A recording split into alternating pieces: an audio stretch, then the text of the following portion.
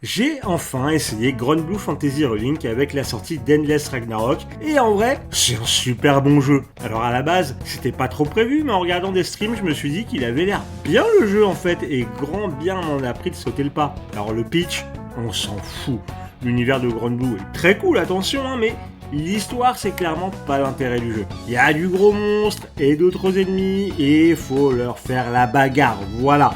Et en termes de jeu en lui-même, la meilleure comparaison que j'ai, c'est imaginer Monster Hunter et Final Fantasy XIV qui ont un bébé et que le bébé il est bien balèze quoi. En gros, on est sur une boucle à la Monster Hunter avec des missions à effectuer, la plupart du temps avec des ennemis à buter, dont les chorégraphies de combat rappellent beaucoup des défis de Final Fantasy XIV, d'où la comparaison que j'ai faite. Et le jeu, il est pas facile. Enfin, au début ça va, mais quand tu commences à arriver dans les combats endgame, va falloir commencer à comprendre les mécaniques du jeu, les builds et les patterns. Classique certes, mais j'ai constamment été surpris par des subtilités du gameplay, et même étonnamment parfois, dire à voix haute en jouant « Ah ouais, c'est comme ça qu'on optimise ça !» Alors qu'en vrai, tout paraît si simpliste au début. Pour moi, c'est vraiment une pépite qui mériterait plus de reconnaissance car le jeu est un plaisir à parcourir. Et du coup, si un jour vous avez aimé la routine de Monster Hunter ou les chorés de FF14,